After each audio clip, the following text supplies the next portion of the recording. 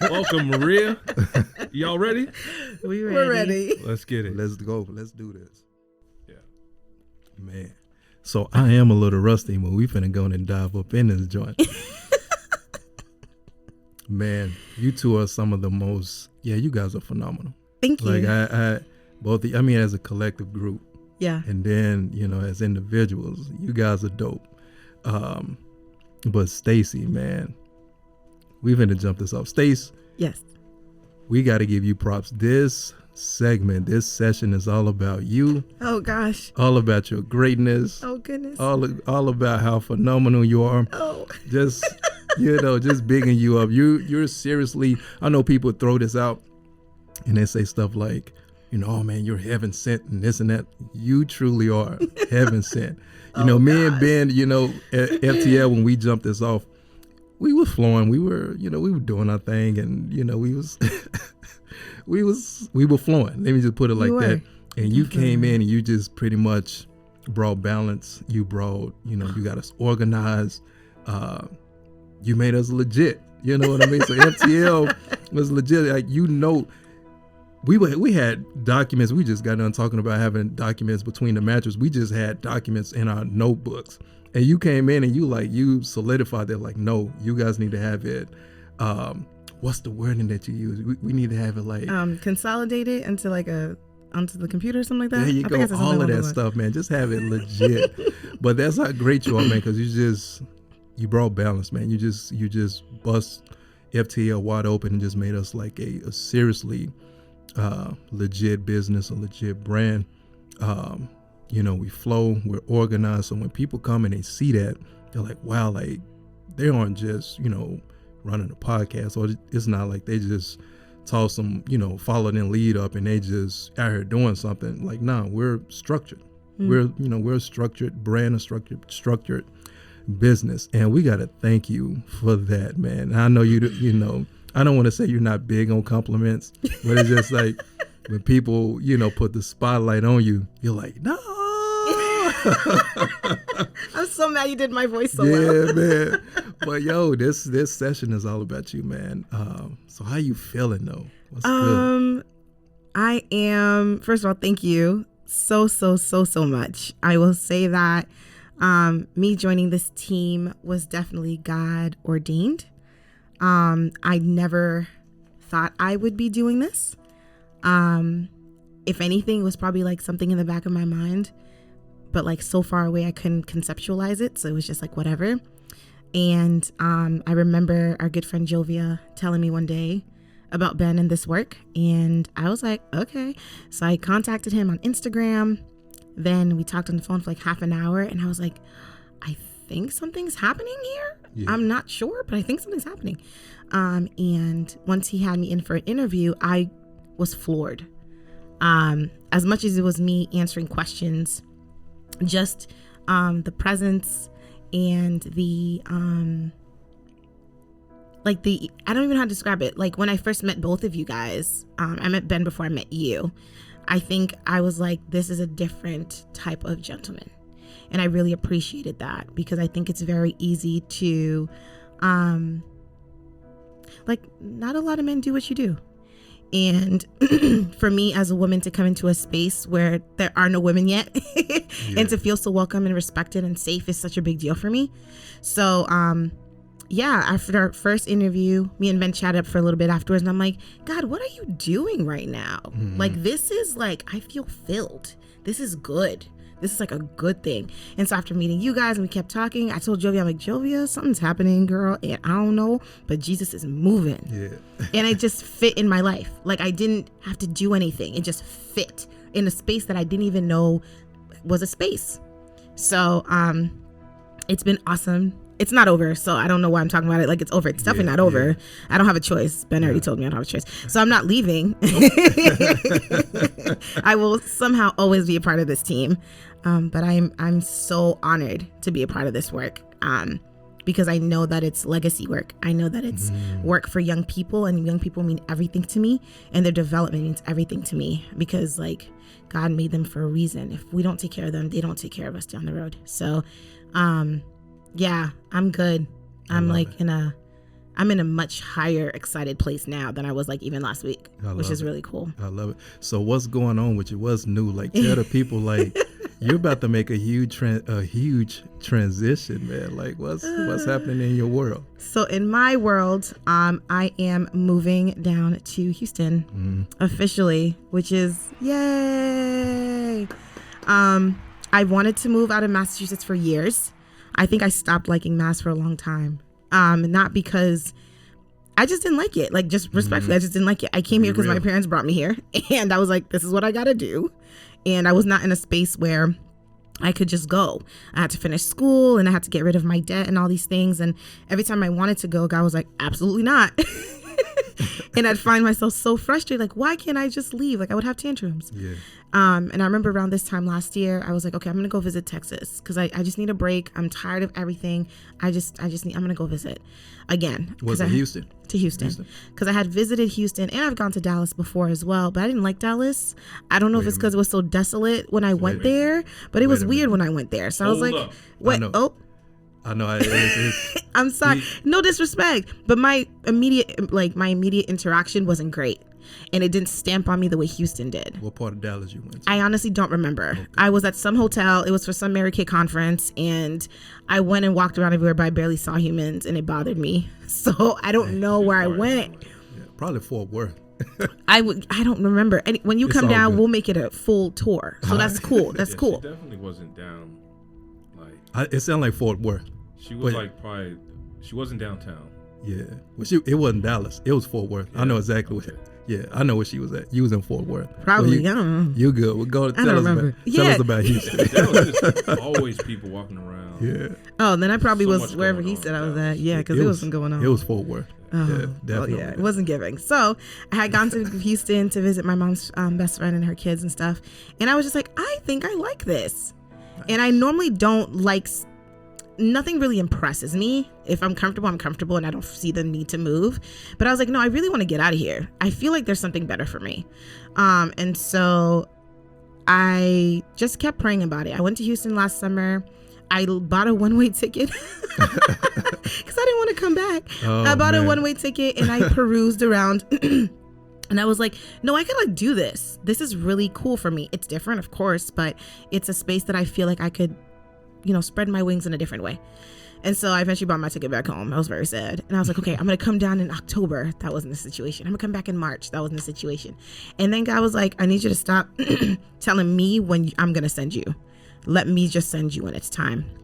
And so I had to really learn to let go of the timeline and be okay with whatever he was going to give me and not try to control what it's going to look like. Because I think it's very easy to do that all the time. True. And so maybe 2 weeks ago, maybe 3 weeks ago, I was like, all right, I'm gonna be okay with, if I move with my mom, because eventually she wants to go down there too, then I'll just go with her and I'll live with her and I'll save the money. It'll be cool. That'll be the plan. I'll save a bunch of money, have my emergency fund down, and have money to buy a house, and I'll be set, right? That was the goal. And it's still the goal. So then I got a call from our good friend, and she was like, girl, I need you. Not even call. I lied. It was a text message. Yeah. She sent me an email and a name. She says, send your resume. There's a position open. I was like, what is happening right now? You're kidding me.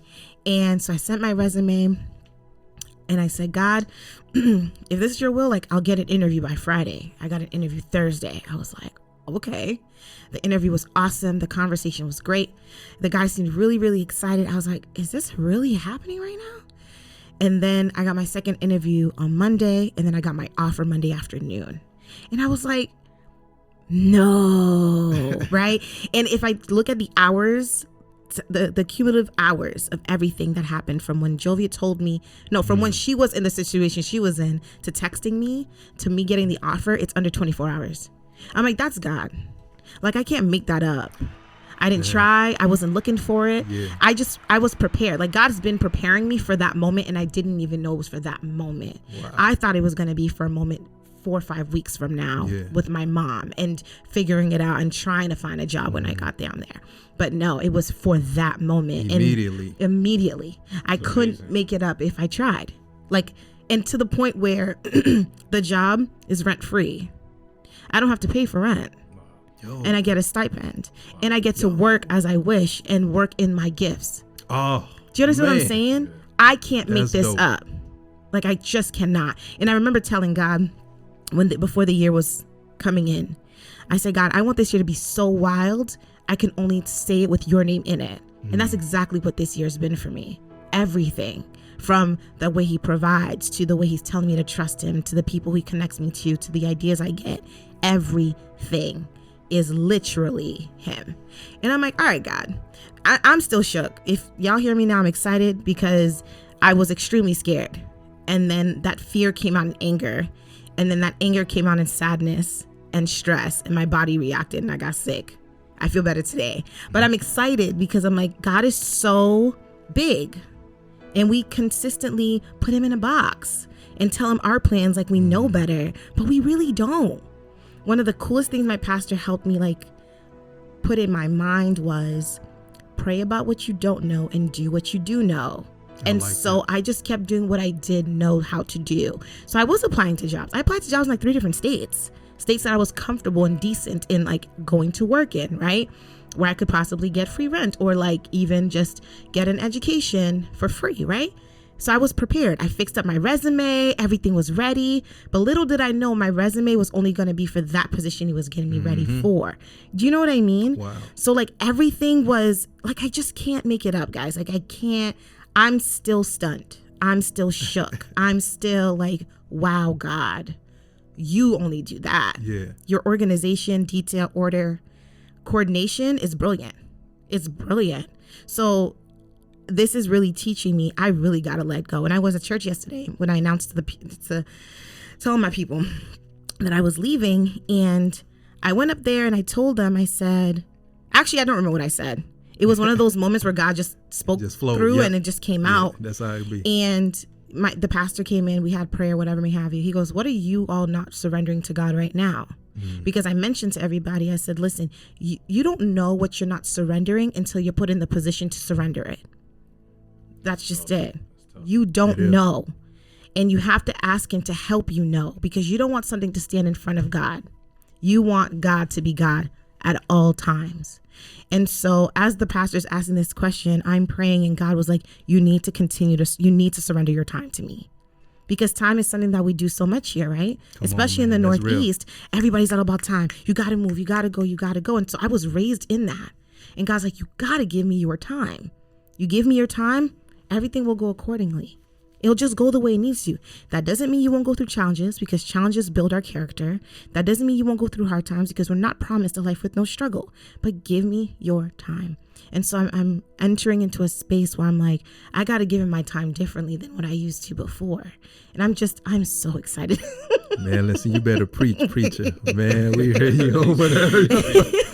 Oh, what you should be excited though, man. This is a huge moment for you. This is a huge jump. Moving from one state, and it ain't like you moving next door. You moving several states away. Man, what God has for you, it's going to be for you. I'm talking about rent free. You putting in a application, getting the resume ready, and then boom, just like that, the door opens. That's phenomenal, man. I didn't try. One of the coolest things God has taught me is, one, he'll meet you where you're at. Yeah. If you're honest in your efforts, he will meet you there. And two, in my life, some of the coolest things I've ever experienced, I never tried for. I just said yes to God. Does that make sense? Like I didn't do like all this extra strenuous thing for it. I either just spoke and God spoke through me, or I just showed up. That's it. And God was like, here, it's time for that. And so I've always been very shocked it still takes me away, takes my breath away when those things happen, because I'm like, how in the world I just got to be present in front of you, God? He's like, yeah, that's it. We make it seem like it's a whole fanfare and we got to put up sprinklers and we got to put up all these things to get it done. And God's like, I just need you to show up. That's it. And once you show up, I'm going to let you know what to do. That's it. That's like one thing about, like your story. It's like, in our society, we fight so much for things to happen when we want them to happen. Like, we might see a vision or, you know, an idea about something, we want it now, or, you know, dating or whatever it is, like we want it now, the way we think it works out in our head. Right. That's the only way it can happen. But then when you give up that like need of control and how you know, and just surrender it to God and say, okay, you know, this is whatever process needs to be worked out within me to get to that point. You're going to put the work in to get there. But once you surrender, it actually turns out in a way that you don't imagine it to. Every time. Right. And it's probably better than the way you imagined it.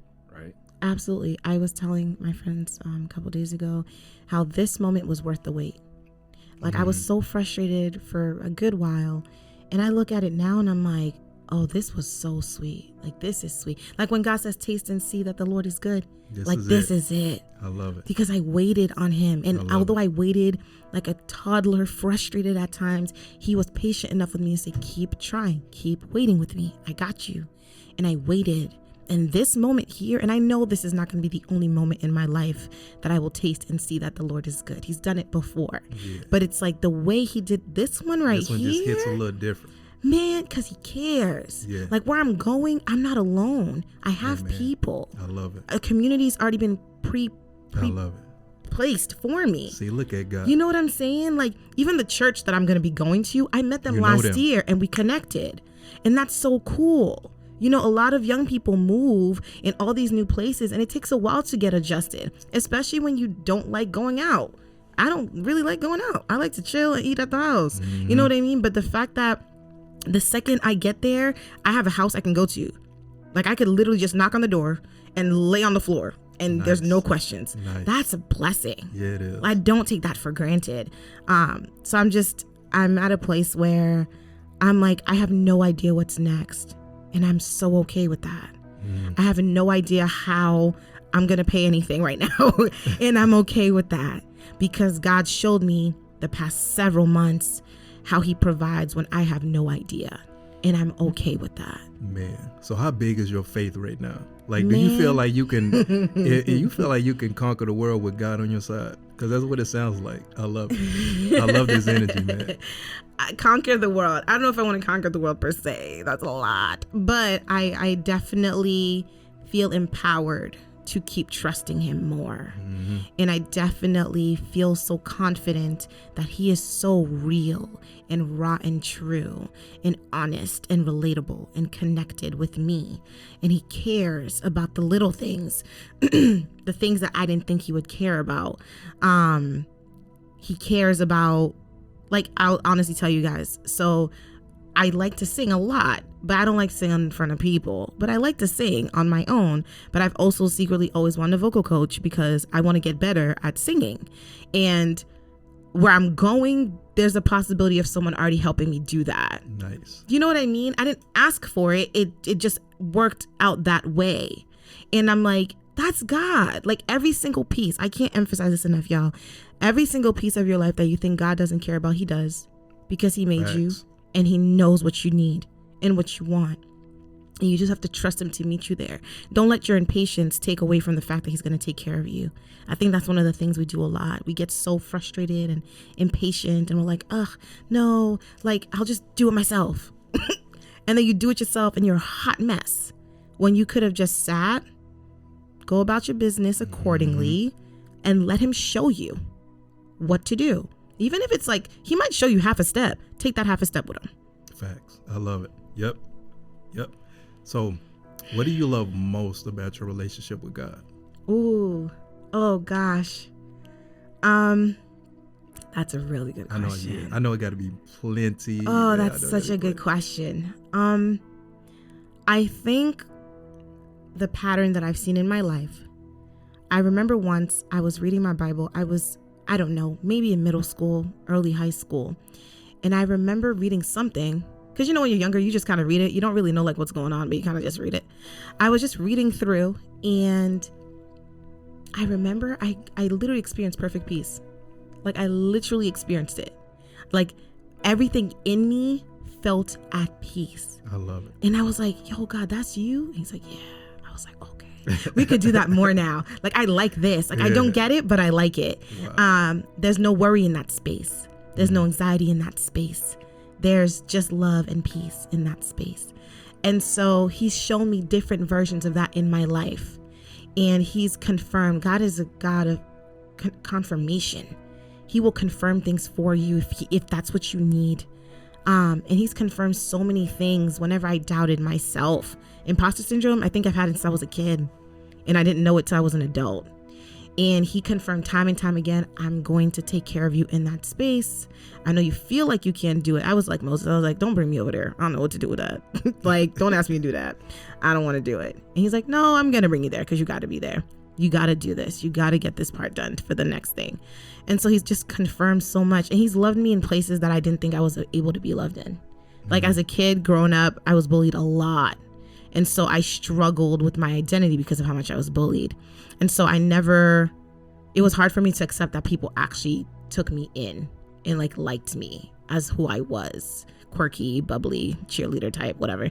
And God always just loved me, you know, and he took me there. So as I'm reading more about how much God loves his creation, us, I'm like, wow, like you took time with me too. Mind blowing. You took time. Like you knew that I would be right here asking you, why me?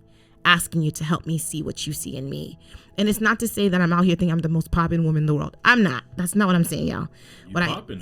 I'm about to say, I'll say it for you. Yeah, you popping. Thank you. Appreciate that. Just But what I am, embrace it. Like, that's true. Yeah. That's true. Things, it's like, I'm not cutting you off. You're Sorry fine. to cut you off. Yeah. But it's like, you know, what we want to do is, you know, talk about where you're at, right? And where you're going and the blessing of it, but also pour the love on you and for you to embrace that too. Like you know, we all come a long way in our journeys, and you were saying something, I think last week or so, about you're at not the summit or the peak, but you're at a higher place where you were, and you're at a point where you can kind of see the view of the scenery, right? And enjoy it. So it's also enjoying it now. Like, Yeah. And understanding where you're at. So if it's like, I'm not the most popular, it don't need to be the most popular. You popping though. You know what I'm saying? Things are good for you right now. That's I like real. that. So it's just kind of embracing the good, because that's just our journey. When things get tough, things will be tough, but you know, you work through that to get where you're at right now. True. So it's like embrace that. I would say you're the most popping in certain areas because you're doing things that a lot of people wouldn't do or can't do or whatever the case may be.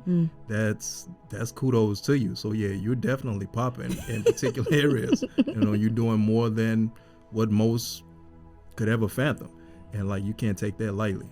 Like, you know, the things that you create, the things that you do, moving across state, and thriving in that's something you got to tip your hat to. Thank you. Yeah, absolutely. Thank you. Yeah, I'm still very, I don't have enough words to honestly describe how secure I feel that I'm in God's hands. How like supernatural this experience feels for me, and to see like my close friends witness it is also so cool because they're watching my faith in action. And that's really cool too. Especially when you have parents who are always worried, like, what are you gonna do? Go back to school, do this, do that. I get it, but God was telling me something different, and God was guiding me in a different way. I'm not saying, you know, that's not a possibility, but I know that right now that's not what he's telling me to do. And I'm not trying to be stubborn, because I think it's easy for people to be like, you're just stubborn, you don't want to do it. And I'm like, I mean, I don't, but at the same time, I'm realistic that this is going to look very different than what you may want for my life.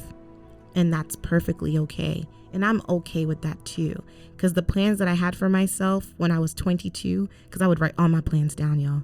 Nice. 22, 25, man, I can't make this journey up. I didn't try this. This was what it was supposed to be every single time. And so I'm just beyond grateful, honestly. Yeah, look, when God do it, he do it big. Big, So in detail. I have asked a question about, like, how do you, since last year, since we've been like working together, like how have you grown? Oh gosh, that's such a big question.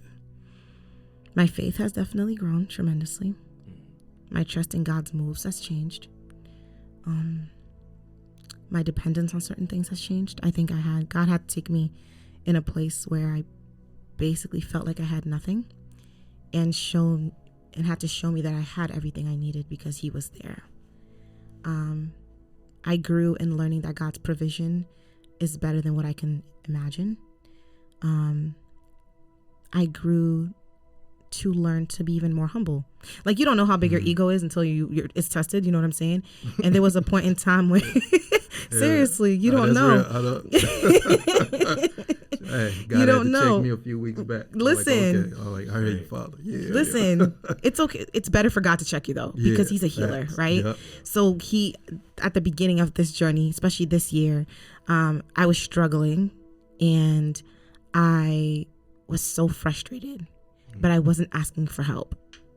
And my mom would look at me like, why aren't you asking me for help? She was mad that because culturally, that's what you do. Culturally, I could live with my mom until I'm married and set. Because that's what we do. We take care of each other, right? And I was just mad. I was like, I should have this figured out. Like, why isn't this working? Why isn't this business heading off? Why can't I make this money? Why? Frustrated. And God literally kept sending people to bless me with things. And I kept getting mad, like, oh no, like, I have to do something for them now. Or whenever there were parties that I would be invited to, I'm like, oh, I don't have anything to bring. Like, I don't know what to do. Mm-hmm. And I felt so bad. And God had to teach me, sometimes your presence is what you give. Mm. And that was weird for me. I didn't understand that. I was like, why?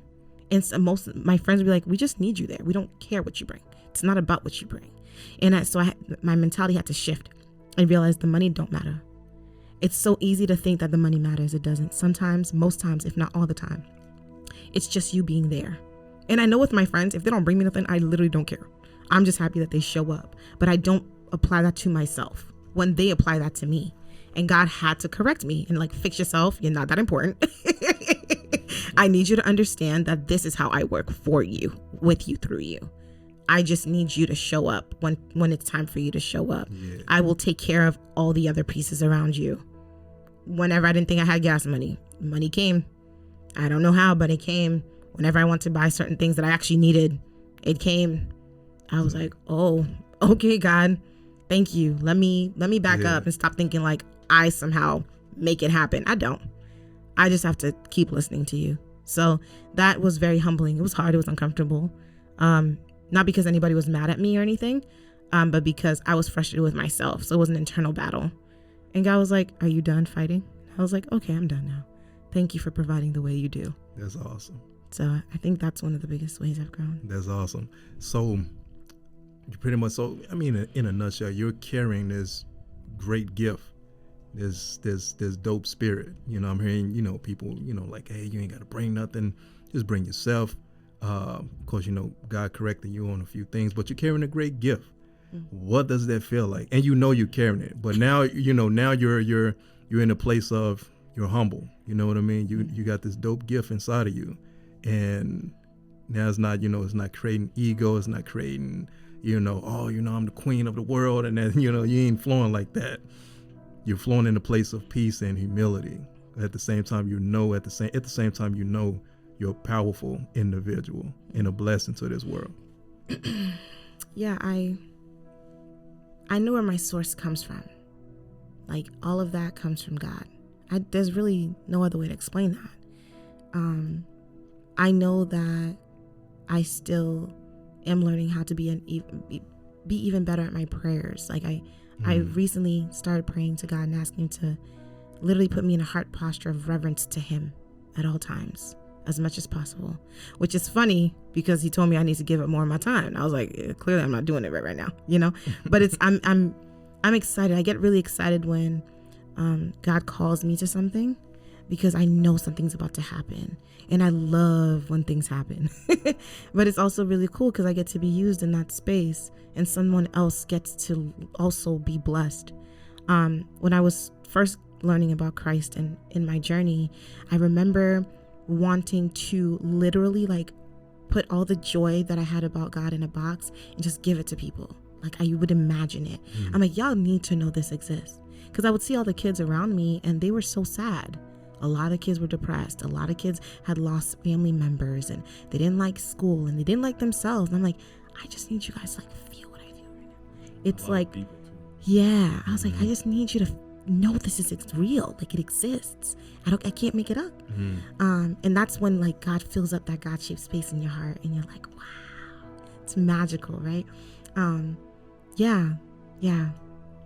Powerful. I That's love dope too, because like you think about like what you're saying about like children being that way, but people as well. And when you're at a place where you're at peace and enjoying life,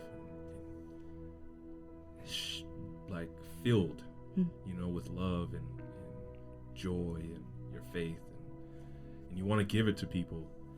It's funny because sometimes people can be rubbed the wrong way by it. You know, like, oh, why is this person so bubbly? Why are you always too friendly? I got that too.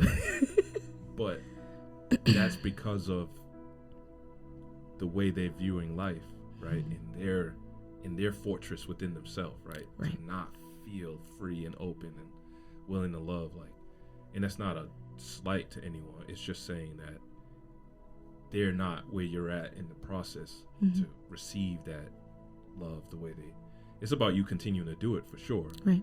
And then hopefully they'll get there along the way in their process. You get what I'm saying? Yeah. Like, because they're not at that level yet. They're still viewing life through the shades. They're not fully embracing. They need to make a shift. Yeah, they need to make a shift. Not to cut you off, but I cut you off. My bad, bro. But now you talking real good.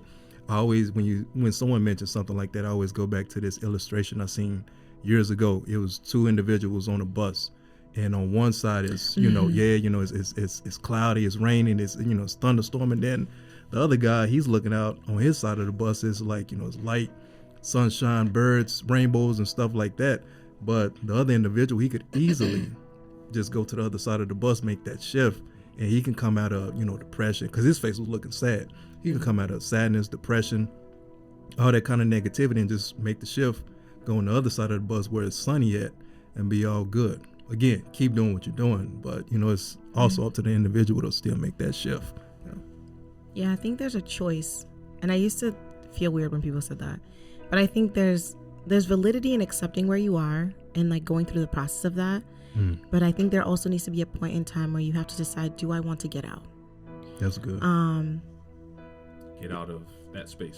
Yeah, because I think I've gone through depression several times in my life, and every time I had to decide, I'm done with this part. That doesn't mean that the next day I wasn't depressed, but it does mean that I decided that I was going to try to be better. And I think that's what a lot of people need to realize. We have a lot of choice. God gives us a lot of choice. And a lot of the times we can get better. That doesn't mean you're going to get better that day or that week, but the fact that you're willing, God will meet you in that willingness as well. Because another thing I learned about God is he's a gentleman. Yeah. He's not going to force his way into your things. He's going to politely wait at the door and knock and say, hey, it's me again. Let me know when you're ready. So you got to get that choice to open the door. And maybe that's the only strength you have, and he's okay with that. Open the door and fall. He'll catch you. And that's one of the biggest things God taught me. The amount of times where all I could do was fall, and he caught me, and he healed, and he worked with me by myself. You know what I mean? So you got to make a choice. I'm not saying don't cry when you need to cry. I'm not saying don't lay in bed because that's all you could do today. But make a choice. At some point, you need to make it, because that's the enemy trying to keep you down anyway, right? Real. That's the enemy. Staying in that complacent, stagnant space. That's demonic. Yes, it is. That is not of God. God does not want you to be in that space. I want you to have life and life abundantly. Exactly. Exactly. That's it. And that's being stagnant. Imagine a river that's stagnant. Things start to die. They don't move anymore. They don't move with fervency. They don't move with life. They don't create. They just stay there. Bacteria grows, mold, things get sick around you, and then you start affecting other people around you. That's real too. You know what I mean? It's not just you anymore. You start treating other people like how you feel. Has changed. Exactly. Yeah. You got to make a choice. If you decide, you know what, I'm going to open up like the smallest piece of me right now, things starts to flow, and that's good. You need that. You need that for your brain, right? So Yeah, I hope that answers the question. Yeah, it did. I'm gonna take a quote from Chris. You preaching, sister? Yeah. Look, You look, preaching. bro. I was about to quote something else. I'm like, what? Pass the collection plate her way. Boy, we need to take up an offering for her. What? So to that note, real quick, I'm gonna ask you another question. But I remember being in like the depressive state and talking to like a family member and like, you know, about just the constant state of anxiety and fear. And the person was just like, you know, basically get used to it. I've lived this way my whole life. Ooh. It's just something that we got to deal with. And I was like, Ooh. no, like, Right. that's not, I'm not accepting that in my life at all. Like, Right. that's not for me, and that's not for anybody to ever live. And I'm going to fight my way out of this. And it took a few years, but now I look at life like, man, like, I'm just so grateful every day, and I want to live like to life to its fullest and enjoy life. Not wild and crazy, but you know what I mean? Like, Right. I just want to live and enjoy life abundantly. Mhm. You know, the Absolutely. way the Father wants us to live, you know, Absolutely. within the boundaries. Yeah. Within the within boundaries. the safe. So my question Mm-hmm. for you, You my boy. I'm sorry, man, but I like how carefully you place that. Like with it. I love If y'all that, could man. see Ben's face Yeah, right now, the way yeah. he was describing that, we all understood what he was saying. Yeah, we love you, bro. I love it, man. Like, I love it. so what are you looking forward to most in the next chapter in your life? Houston, baby. Hello. Yeah. We out here, H-Town. Oh, she H-Town now. Yeah, yo. She Listen. done with boss. Oh, man. She gonna be driving the car with some big wheels on it. She got the Man, swag, you boy. know, it's so funny because since I learned about the South as a kid, you know, in history class, whatever, I like felt a connection to it that I couldn't describe. I'm not from this country, y'all. If y'all didn't know, I wasn't born here. I was born in Cameroon, but I was raised here in Canada. But the North never like made sense to me personally. I never felt like a tie to it. Again, I just happened to be here because my parents brought me here. But every time I thought about the South, I was like, this looks like it's a life I can live. The thought of like having so much land and a big old house and mad kids and a loving husband and grandparents coming to visit and food it. being made, that's life to me. I've Man, always come on. loved that Oh my God. since I was a kid. Yeah. So like, it just makes sense for me to be in that place. So this next chapter of my life, I have no idea. I don't even know what to look forward to. I think I'm just looking forward to see what God can do next. I'm just excited to see what he does and how he shows me who he is. Because I think that's what this whole journey is about anyway, right? I'm really excited to not see winter again. I'm not going to lie to you. I don't miss it.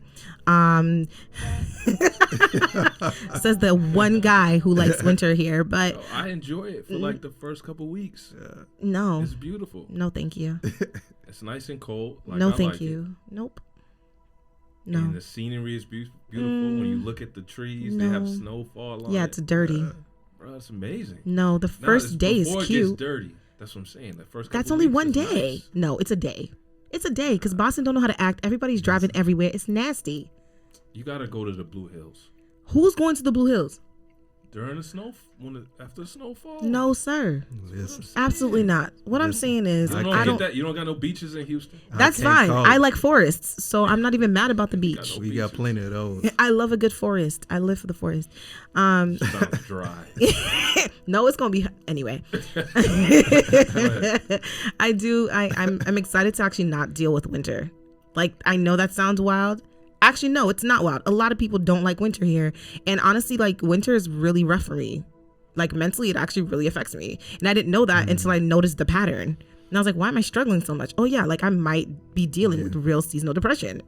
That's like a thing. It's so gray all the time. You It can't go is. out as much. Everything's not- cold. I'm not gonna People lie, need to that be in the sun. that is real though, bro. Right? That's We that built season. to be in the sun. Yeah. Oh, say that again. I said we're built to be in the sun. Yeah. Not in the cold. Yeah, Not we in really that type are. of weather. And I dig it. Where were we created and blossomed? In the Yeah, sun. bro. It's So, Yeah, hot sorry. Africa.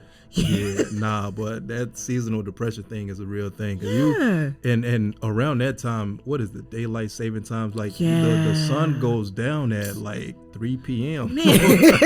But imagine like- it though, like we thrive when it's summer and spring. We do. Big time. We So always not do. being, we not built for this winter. That's why we get into seasonal depression, because we're not in the sun. No, as much. it's so sad. All the grayness. I think it's cute for like a week, and then I'm upset, and I just don't want to do anything. I can rock with the cold and snow a little bit, but it's when the sun goes down at 3 That's true. p.m. that gets me, yo. I'm like, It's come nighttime on, by yo. 5, and I need to go to bed. We've been at work all day. Yeah, exactly. So you go in. We don't enjoy it. No, you really don't. No. You really don't. It's 6 p.m. and you out with family or friends. It hits different when it's 6 p.m. and it's still daylight out. That's what I'm saying. Yeah. So the weather is a big thing for me. I enjoy sunshine. I enjoy heat. It makes me happy. I know I'll be hot all day, but at least I find AC. I'm about to say it's seasonal wise. It's summertime every season in Texas. That's my favorite part. Like, That's good. so awesome to me. Like, we what? We don't get no other seasons. And then when you get, to be honest, I love when there's like a really intense rainstorm. I just love the big wash of the rain. I will literally happily like run through it. Like, it makes me so happy. And then the next day it's the sun again. I'm like, oh, what a joy. I love it. So looking forward to that. I'm looking forward to just do something different. I've lived here for 21 years. That's a long time. Yeah. And now that I'm in my early adult years, I'm very excited to do something else with what I've learned, and to go into a place and meet new people and have different experiences and just be myself. Because like, I actually know who I am now. You know, it's different when you're like 22, still trying to figure it out, and 25. But like, now I have a pretty good understanding of what I want and don't want in life.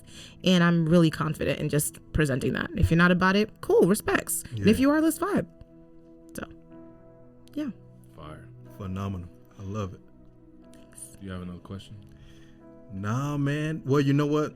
I do. And not necessarily, well, I'm going to follow up with a question, but a statement. Okay. But, you know, just hearing you talk, I've see the growth from when you first came in. Like, you just flowing, man, and it's so dope to hear you talk. I'm like, this is what growth look like. This is what spring look like. Like you said, we're built to thrive in spring and summer. This is what that look like. You're that flower that came in, you know, as a seed, and boom, like you're out there now. Thank you.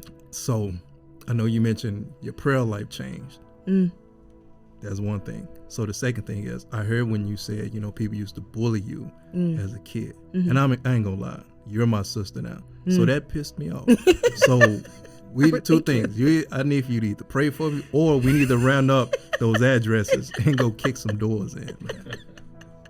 I'm just joking. I hope they were just women, because I don't think we could do that. Send Maria. Well, we can send Maria. Send Maria. No, they were also dudes. Oh, Yeah, it was. So I'll tell you. Short jokers. Actually, yeah, they were short. I'm not gonna lie, they were short. Yeah, they weren't. Anyway, yeah, they were. You look back at these people and you're like, dang, you weren't even it. Like, why did you come up like that? Yeah. That's why. Because they knew they weren't it. That's real. That's miserable. Yeah. I think we were a lot of miserable kids. Anyway, so no, those years were tough. Literally since Canada. So like, I went to kindergarten and first grade in Canada, and then moved here in second grade. So from like K through about mid high school, late high school, I was bullied in some way, shape, or form. And we talk about like the real serious bullying, whether it was somebody physically attacking me, or like, you know, someone taking over my identity on a social media platform, or whether it's kids constantly like prank calling me, or really horrible things. I look back at it now, and like, I don't talk about it like that because it took a lot of time for me to heal from that. That's what impacted my understanding of identity for a long time, and my self-esteem for a long time. But it is a very serious thing, and I don't think there are a lot of adults who talk about how bullying impacted their personality. I think now it's easier, quote unquote, to see it because everything is seen on your phone. But I didn't grow up with phones. The phones came later on, right? We had like the flip phone, so you can't do much, but we had like AIM. Everything was on AIM. I had someone take my personality on AIM, message all my friends, say a bunch of trash, and they would like come back to me and be like, why are you talking like that? And I didn't know what it was until I recognized who it was, had to call that person a boy, short. And I had to get his father on the line. My mom's like, I'm going to call the police, because this had been happening for months. I didn't do anything. I was just a kid being a kid, from what I remember, right? So those were honestly very traumatic years, because I never felt safe like I didn't like being at school as much as I loved school. I only had certain friends like Rose who made me feel like I was at home. Rose, right? She was the only one who made me, one of small amount of people who made me feel like I was at home at school. So yeah, the bullying thing sucked. It was really hard.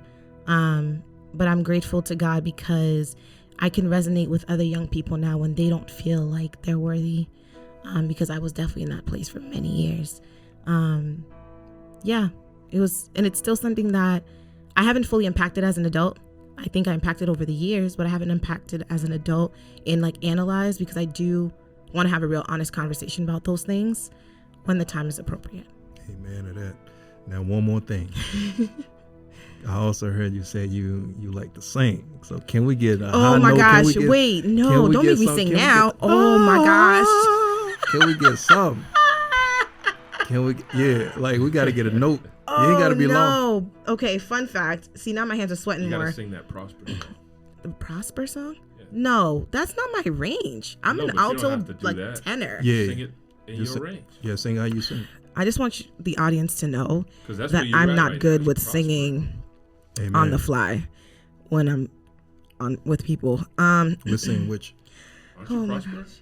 Well, I am prospering. Thank you. Amen. I appreciate that. I don't, oh gosh. Y'all are stressing me out. I don't know. I'm not ready. I don't know. Okay. This is rough. I really need you to know. This is rough. I'm so bad at on the fly. We're singing which. I don't even know what song you're talking about, but it's said Prosper. So I'm with it. I want to, wait, can I sing, I Sing Because I'm Happy? There you go. That Lauryn sing. Hill Yep. song? Oh yeah, that's dope. Okay, hold on. I gotta get up the lyrics, y'all. This is bad. When I'm nervous, I don't remember anything. So, oh goodness. To sing. Just what's the correct? I gotta like musical close term? my Just- eyes I mean, and like shoot, focus. Just one line. Chords? Yeah, there we go. I say one line. Y'all got me stressed. Okay. I sing because I'm happy. I sing because I'm free. His eye is on the sparrow, and I know he watches me.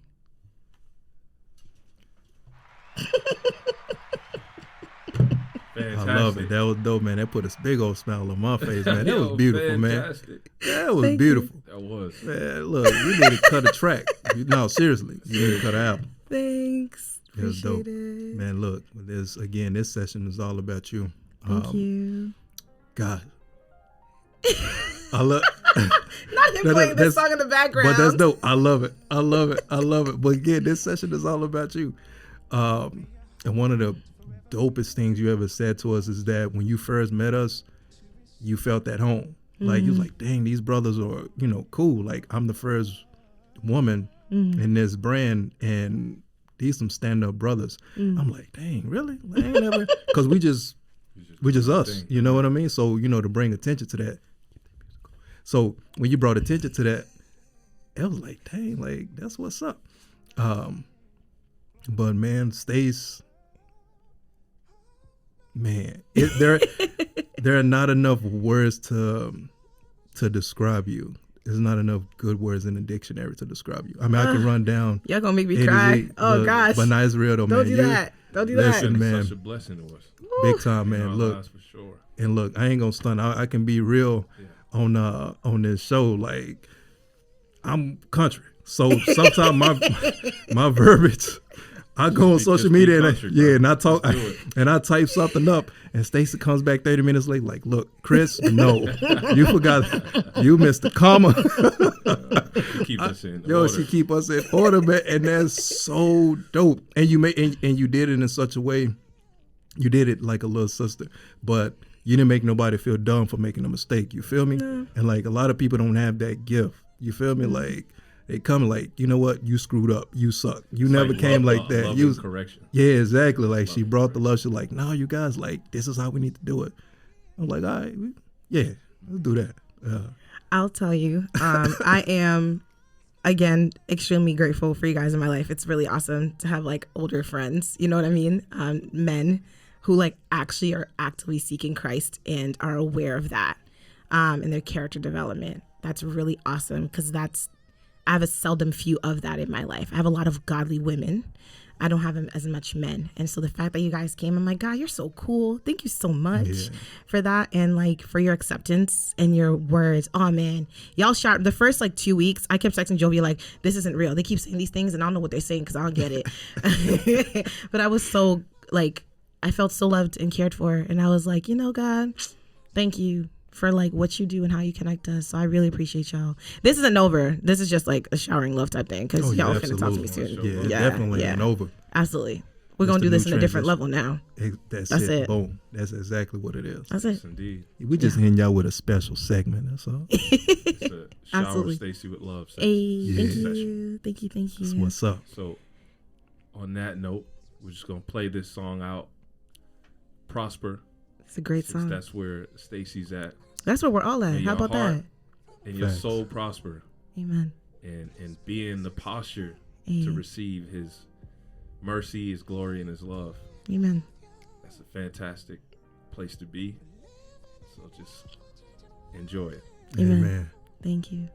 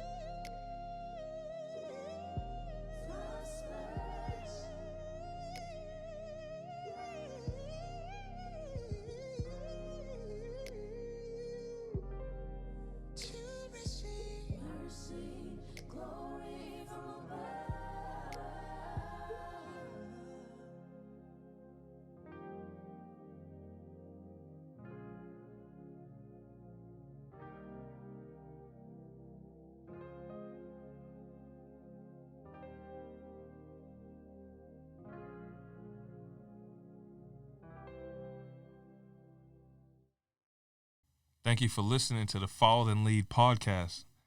You can reach us on social media at the email is followthenleadinc@gmail.com, Instagram Follow Then Lead Podcast, and our Twitter is Follow Then Lead P. Until next time, take it easy. Word.